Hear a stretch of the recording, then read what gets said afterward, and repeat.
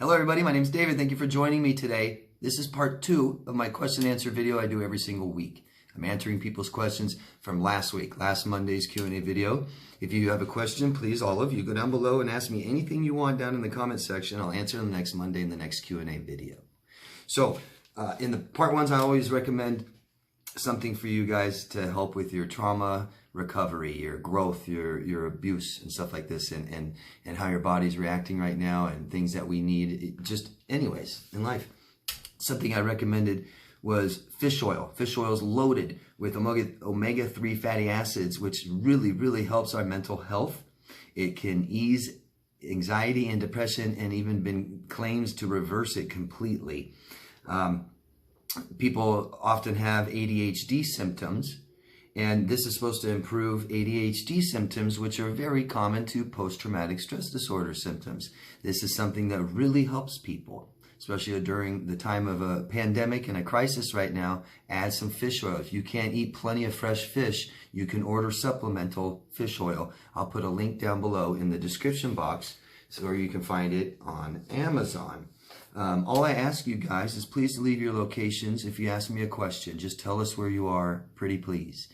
And also, if you're interested in my coaching, go visit www.daviddemars.com. Thank you very much. Okay, so let's get started with part 2. And the first question is from Spencer in Cincinnati, Ohio. Hello, Spencer. I like what Spencer says here. This is good. Starting to wonder if going through the narcissistic abuse that shattered my soul was actually the doorway to bring me to this place where I can now become the person I've always wanted to become. Because through that shattering, I discovered who I really was and the codependency that needs to be overcome. Good one. Good, Spencer. I'm glad. This is great stuff. And keep wondering these things. Keep looking for answers and keep connecting dots for more light bulb moments like this, okay? You absolutely needed to do this. Absolutely. If we did it, then we needed to, okay? These aren't accidents. No. These are not accidents. One way I try to explain it is parents give us the tools we need, that we all need, to navigate through life. Neglect means our parents failed to give us some tools. Typically, it's they didn't learn it themselves. Neglect, we don't know. We don't know what we're missing. No one told us. You can't possibly know what you don't know, what you're missing. So here we only have a certain amount of tools to navigate through life. So we're going to come up with the same problems, okay, until we teach ourselves these tools. And that's what you're doing, Spencer. You've realized that you've gone through such a horrible experience that something needs to change. Maybe you've done it over and over again. Typically is what happens. We typically lose everything we have, or we're threatened to lose everything we have left. And we make a big change like this. We find answers and we do it. And I love this saying. I think this saying is a beautiful saying. And it's the people that come into our lives that cannot love us, that help teach us or show us how to love ourselves. It's just beautiful, really. I really teach a lot of my clients what love is for the first time.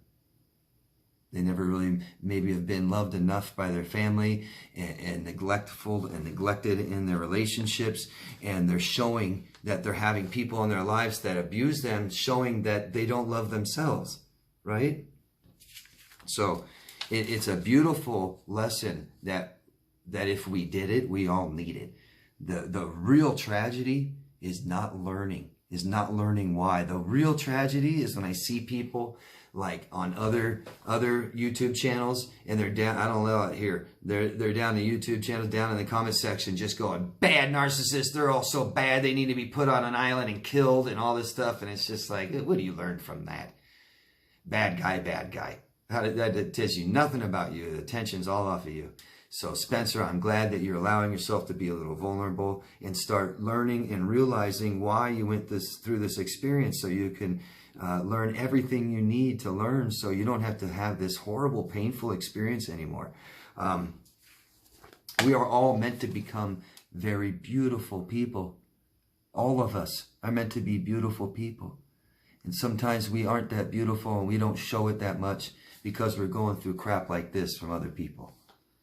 We're making bad decisions that do not show that we love ourselves. So all of you, please start showing that you love yourself. Okay? Thank you, Spencer. I'm glad you said this. It's great. Keep going. And I'll tell you, this is life, okay? It never ends. Never ends. Especially learning more about you. That should never stop. Vanessa from Guatemala. Hello, Vanessa. How can I forgive my ex and myself to start healing? Well, I've got a different view on this, and I, just my opinion, I don't believe we have to forgive everybody that hurts us. It's really easy to just say, if they're not asking for forgiveness, why do we have to? And I understand a lot of healers' view or opinion is we have to forgive the people that hurt us. And that's their opinion. I don't share that. I've come a very long way in my life in healing from people who have hurt me. And I'm not angry at them. I have nothing but, good wishes for them still. I honestly do. But I mean, I don't really forgive them. I never understood that. We do need to forgive ourselves because we make mistakes and we can't ever not forgive ourselves. We have to always forgive ourselves for the mistakes that we make because we have to move on and learn from them. And we want to not keep making them. And when you see people keep making same mistakes, they're not forgiving themselves. They're not learning, okay? We do this with compassion. Compassion. You want a little exercise, Vanessa? Besides talking to people, is how we do this. Go up to the mirror and look in the mirror and apologize to yourself. Say, Vanessa, I'm very sorry that I allowed other people to hurt you. I'm sorry that you have gone through so many years of trauma and pain and abuse, and that I didn't stop it and I allowed these toxic people into our lives to hurt me and hurt me and hurt me. It's pretty powerful. It may not be the first time you do it. Maybe try it again. But it can be very powerful. Vanessa has several more questions here. How can I stop intrusive thoughts? So we try to control our thoughts, yeah? Best way to control our thoughts is by behaviors. What are we doing? We can do stuff. I'm guessing a lot of this is, and this really, Vanessa, all your questions really come down to find help. Okay, it really does. It's about finding professional help because you're asking me all kinds of legitimate, very legitimate questions that aren't always just require a simple answer for you on what to do. Just go do this, go do this, go do this. It's about getting help that we need and feeling that we are worth the help that's out there. Okay? How can I stop intrusive thoughts? I'm guessing this is grief, loss. You're talking about maybe thinking about your ex, stuff like this. So there's things that we need to do for this and realize that if someone's been a big part of your life, they took up a space and time in your life and now they're gone. And so that's a void. It's a big empty black hole, isn't it? And so we need to fill that void with something else. People that go to prison that are drug addicts, they can't do drugs anymore in prison typically, maybe until they find some, but they typically will replace this addiction that was number one in their life with working out all the time and they get all buff, right? So Vanessa, if you are in an addictive, dependent, abusive, traumatic relationship, that was number one in your life. And it was there all the time and now it's gone. Okay? It's like a baby, sucking on a sucker. And when we don't want them to have that sucker or toy or marker, we don't just rip it out and just say, that's it. No. Can't have that, can't have that. We got to give them something else. We got to replace it with something else. Try to find something to replace this loss and this time that you now have. Working out is a fabulous one. Also, therapy, coaching, talking to somebody to help you with all these things, okay? Also, there are supplements you can take that help your mental health. I recommended one today, fish oil. That should help. All kinds of different supplements and vitamins that can help, but we need support and we need people in your lives. A part of my plan that I have for people is asking for help and support from others, and making them check on you and see how you're doing and seeing you and talking to you and stuff like this. We need this a lot, Vanessa. You need, every time you think of doing this, What do you want to replace that with? What else are you going to do? You start having intrusive thoughts, do what you planned on doing about it. Okay? This might be a lot of anxiety, and part of understanding why we ruminate will help to understand at least why. And a lot of this is anxiety and how we react to it and how we control it. And it's wrong. We don't know how to deal with our emotions. We don't know how to process our emotions. And when we're having daily anxiety all the time, it's evidence that we aren't doing this. Okay? And so what we do with anxiety typically when we're not that healthy and we have all these ruminating, intrusive thoughts is we believe that we just keep thinking about it and coming up with a solution or an answer will help us, and that eventually we will, but it's not, that we don't have control over a lot of these things, and we need to realize and admit it and let go. Realize we don't have control over stuff and move on and do something else. Okay, Vanessa, but write down your intrusive thoughts so you can start processing these things and start understanding. There's just like, nightmares. It might be things that you need to deal with in your life. Nightmares are reoccurring emotions. They open up, and we need to process these and understand them, and there's probably a lot of things you still need to heal from in your past, Vanessa. So start talking, writing, expressing these, okay? Next one from Vanessa is, I'm afraid to share at a CODA meeting I go to, but I want to heal. And CODA is the codependent meeting, and you're saying that that's the only place you have to talk. And that's not. We need to keep talking in other places. I would still recommend hiring somebody and talking to them, okay? You can bounce things off friends, but be careful. We can't just talk about horrible experiences with friends and family when they don't know what to say or do correctly or properly or how to help us. It becomes very stressful for them. It can become very stressful for you. You guys all know what I'm talking about when you're not healed and you're trying to tell somebody else about the experience that you've gone through that's not healed, and you aren't explaining it maybe very well. They don't understand it. They don't know how to help you. They get stressed. You get stressed. Big fight occurs. You may not talk to them anymore. Stuff like this. Yeah. Yeah. Talk to a professional. Okay. Please. Process. We've got to process our feelings and our thoughts. A good way to do them is to constantly express them, Vanessa, and you can do that by talking, writing. I suggest people record themselves on their phones and watch them later, or record their audio, their voice, and listen to it later. It's just about taking it from inside to outside. And a lot of times, hearing ourselves talk, we can solve and answer our own questions, believe it or not. A lot of the answers are in here already. We don't know that. And so a CODA meeting, if you're afraid to talk there for whatever reasons, then maybe don't. But find somewhere else to talk, Vanessa. That's not the only place out there. Fourth question from Vanessa. I don't even remember who I am. Is this normal?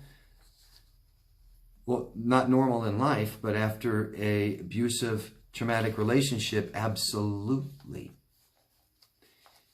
Why? Well, Vanessa, because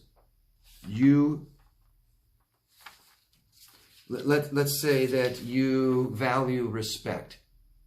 You value loyalty. You value integrity. Let's just say you value these things. That is who you are. You're saying, I am these things. Like if I say I am honest, I'm telling you who I am, and I better be honest, because if I tell you that's who I am and I'm not that, and I don't do that, I really don't know who I am, and I feel really unstable. But here's the thing, okay? Here's the thing that you may not understand, Vanessa, and I hope this will help you understand, okay? God, I have something in my eye. Sorry, guys. So,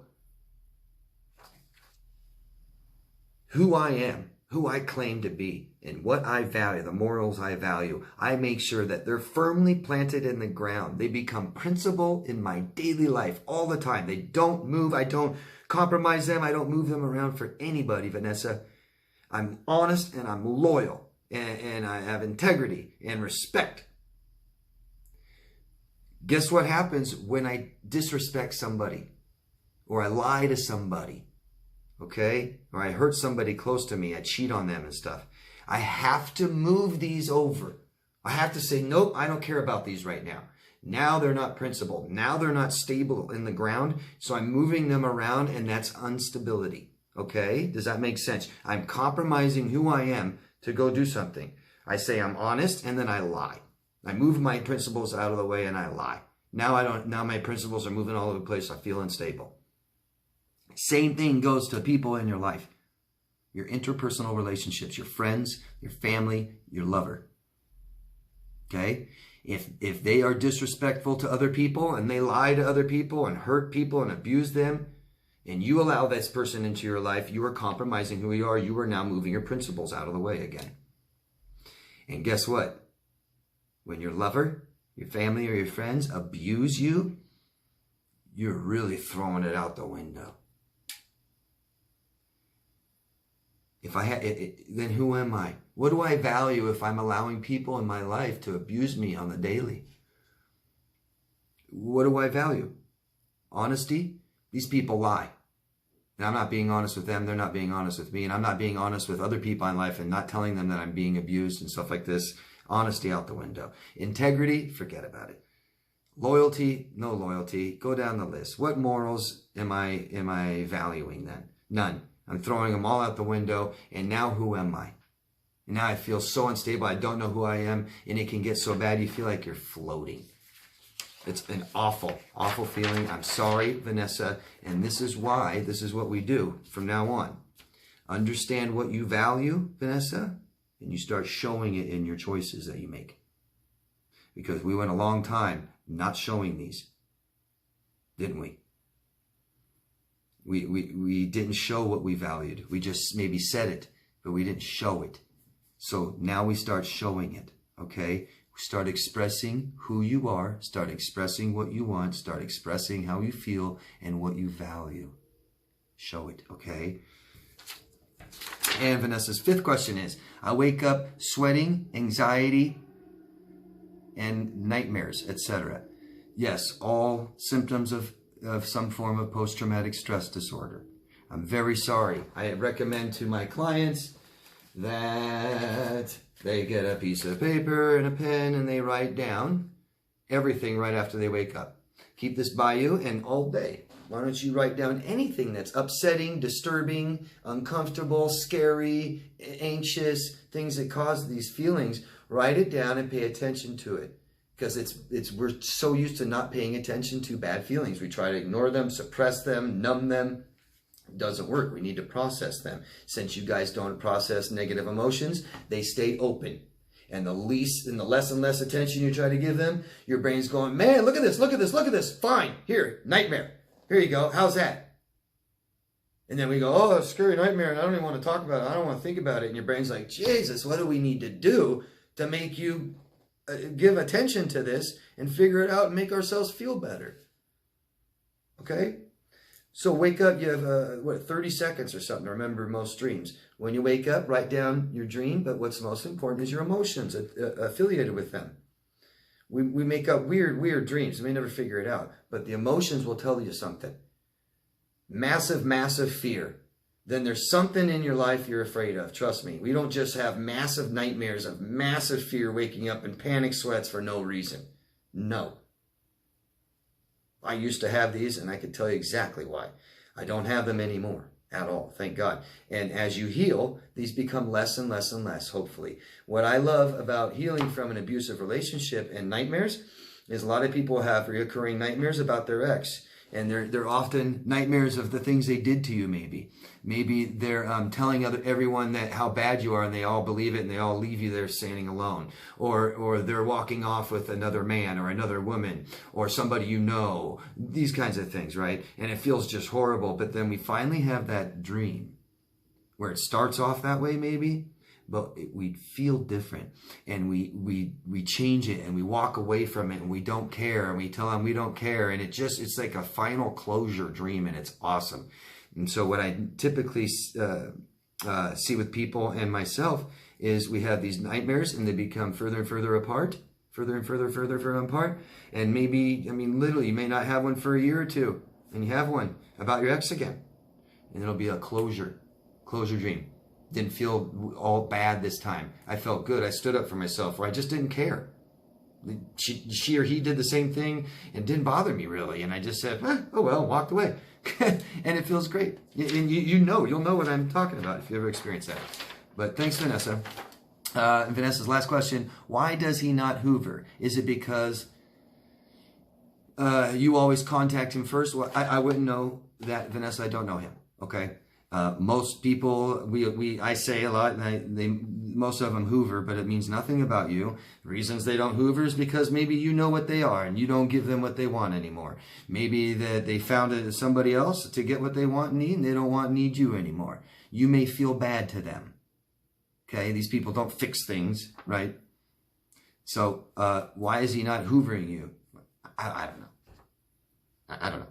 I really, how would I know? And is it because you always contact him first? That's a good reason, right? You always contact him, he waits for you to contact him, stuff like that. But I don't know. I really don't know. Sorry I can't help you more with that one. But please keep asking questions, Vanessa. And I got a Vanessa here, and I think this is the same one. Why is my ex making the best of this? Oh, and I think I pulled this off of a different video because I liked it. And Vanessa's asked me a question about the pandemic. Why is my ex making the best of this? I heard, since he blocked me, that my ex is super optimistic and giving every one of his friends and family words of hope and support. I just don't get it. Thank you, David. And here again, I talked about this in part 1, that everybody reacts differently to trauma, to danger, to excitement, to happiness. We just react different. We all have different brains, man. Seriously. And we can't look too much at just what people do and figure them out so well, because people hide how they feel. Okay. You know, everyone on Facebook, and I promise every single person on Facebook is so happy. They're the happiest people in the world. You have a Facebook account, you're in the top 1% happiest people in the world, aren't you? You don't believe me? Just go look. They all look happy. They're all telling you about the great education they have and the great things the belongings they have and the great family members they have and the loving, beautiful friends they have and all this stuff. They don't tell you about the real stuff here, okay? And this guy's trying to ignore how he feels, Vanessa. He's trying to take the attention off of his feelings instead of process them. He's very dependent, codependent. Codependent means I'm emotionally dependent and I can't manage my life, so I manage other people's lives around me. So that's all he's doing, is managing other people's lives around him. And that makes him feel significant, maybe calms him down a little bit. I don't know, but it's not going to solve any of his problems, is it? So it doesn't matter what we do to other people or for other people to heal us. We need to do things for ourselves, okay? You'll see psychopaths volunteer their time. Ted Bundy used to do it. You'll see people go into churches and donate tons of money, and they're disgusting, whatever. I mean, it's just people do things for different reasons, and on the surface, it's going to be really hard to understand why. But if this guy is a narcissist and he's going around being the #1 best guy in the world, that's probably because he feels like the worst crap in the world.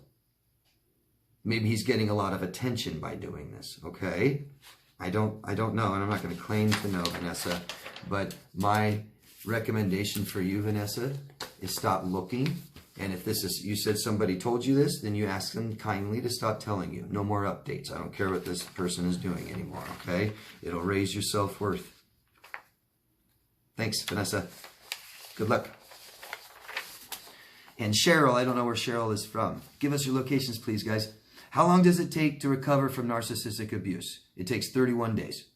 I've been gone 15 months. Was with him for, oh my gosh, 15 months. It only takes 31 days. I'm just kidding. I hate to joke about that. Cheryl, I could never tell somebody how long it takes to recover from abuse. My God, Cheryl, please try to understand that we aren't the same. Nobody is. You have a different brain, you had different experiences, you had different parents, you have a different culture, different environment, all of it. There's just so much. And Cheryl, you know how long it's going to take you? I'll tell you right now, exactly how long it's going to take you. It's going to take however long it takes, period. So if you want to be more specific, maybe I can help you. Okay, you have more to this question. I'm glad. But it's going to take as long as it's going to take. It doesn't really matter, does it? Right? What if I told you, longer than you thought? You're going to say that's too long. I'm not going to, I'm not going to even try. Or you want some hope, right? My God, when is this pain going to stop? Come see me. I can help that. I know how to make the pain stop. I really do. So if that's what you want right away, hire a professional. But Cheryl, time. Let me tell you this, okay? Time doesn't heal you, Cheryl. You heal you. You do it. You decide how long it's going to take, Cheryl. Because if you go get lots and lots of help, right? You'll get a therapist and a life coach and a counselor, and you get yourself out there and you get in the best shape of your life and eat really well and you do everything you can to make sure you get enough sleep, and you don't take drugs and you don't smoke cigarettes and you don't drink alcohol, and you just do there are so many things you can do. I suggest things every week, and I've been doing this for years. That's a lot of things. Hire a professional. They should be telling you these things. I've been gone 15 months, was with him for 7 years. I've healed a lot, but that trauma bond still occurs, and I have depression. Therapy hasn't helped much. These videos helped more. Everyone thinks I should be over it. I don't care what anybody else thinks, Cheryl, and whoever's telling you that is not healthy or helpful. You should be over it. Oh, really? You should. And tell people what they should do. Tell people how they should feel. No, we don't ever do that. We ask. I'm sorry therapy hasn't helped much. Get a new therapist. Get a life coach. Hire me. I help people a lot. You say my videos helped more than your therapy. Imagine how much my coaching could help. Okay, Cheryl, please. Yeah, you've gone 15 months. I would ask, what have you done in those 15 months? Right? I see some therapy here. You say you still have that trauma bond. After 15 months, that's addiction. That's dependency. Okay? There's all kinds of different ways to heal that. I help people talk. I help people learn. And there's a ton of things that I ask people to do when I'm coaching them. There's tons of supplements. I know a cure in a bottle. I'm really sorry, Cheryl. But there's hope. People get better. And it's about what you do for yourself, okay? And like I said before, time doesn't heal you, you heal you. So you go get the help you need, and you pay for it, and you take the things, you do what they tell you to do, and that all says you're worth it, and you raise your self-worth, and that's a really good start, Cheryl, okay? Good luck. You are worth the help that you need. Find a different therapist. Therapists need to challenge us. If it's not working, we find a new one. We don't just say, well, I'm broken. I can't be fixed. Because there's a lot of just blah therapists out there, man. I see therapists all the time that are just, they shouldn't be helping people, period. Can't even help themselves. Okay. Thank you, Cheryl. Christy from Kansas. Hello, Christy. Oh, you know what? So I've saved 2 questions for a separate video because here I'm going to be out of time soon. And they're both about the same subject, and they both totally deserve their own video. So this is what I'm going to do. I'm going to make another video about these questions, have it out tomorrow. And let me read them. Christy from Kansas. Can narcissists be very religious or spiritual? Do they tend to be abusive religiously? Quoting Bible quotes and using the word from the Bible against you. Also, do they have a heightened sense of energy? I knew one who said he could see angels in church because of the energy, and I don't understand this. I don't either.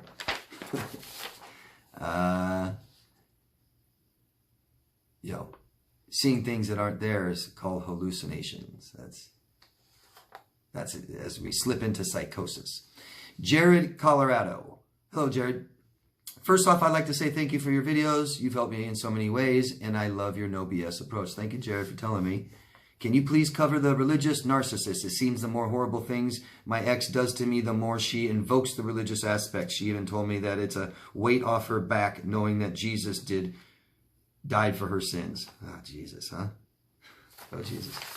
Great questions, guys. I like them, and I'm going to make a separate video about these. I think it deserves it, and it's fun. It's kind of neat. And a lot of people ask me these specific questions about religion. Okay. So I'll see you guys tomorrow.